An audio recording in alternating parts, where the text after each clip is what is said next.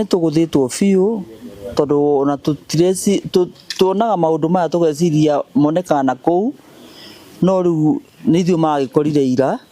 Nĩ endwa a nyũmba ya Daniel Mburu ũrĩa ũrarĩ abithaa wa mbirarũ kambĩ-inĩ ya Baragoi ũrĩa ũrekũĩrwo ũratungirie mũtumia wake njũragano ya magigi na gũcoka kwĩruta muoyo thutha wake kũmũnyita ũgeni kambĩ-inĩ yao mũthenya wa Kiumia.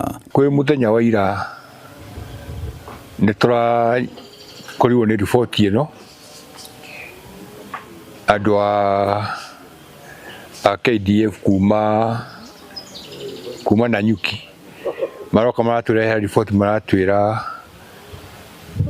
mũthenya rũcinĩ rwa Sunday ta thaa 11 nĩ marahũrĩirwo riboti kuma kũrĩa Daniel Mburu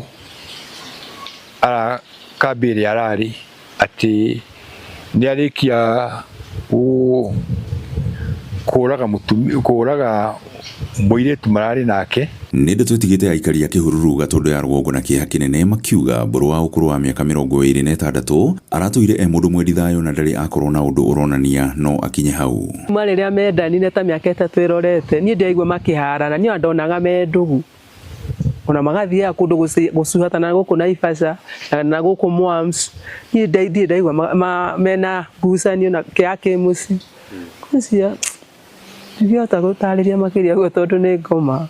Nĩ mwanake mũhoreri mũno ona ndarĩ inegene na mũndũ aikaraga smart ona rĩrĩa gũkũ agĩa mĩhang'o yake agathia agacoka ũguo tũtimwĩta mũndũ wĩ haro ona tũtirĩ twaigua haro ona mũtumia no mũirĩtu mũnini ũguo tũtiguĩte haro na tũtiroĩ kũndũ kũrĩ na haro.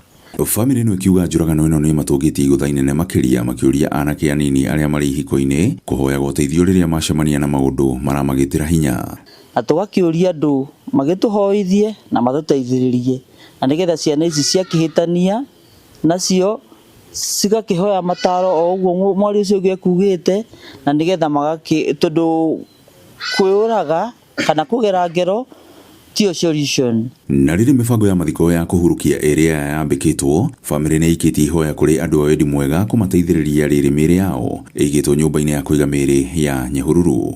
Gĩtwĩrire mwĩrĩ nĩ maũtwara kũrĩa mocarĩ ya mĩĩrĩ nĩ mamĩtwara mocarĩ ya Nyahururu na rĩu the following day kana mũthenya ũcio ũrũmĩrĩire nĩ megũtũ update harĩa makinyĩtie ũhoro.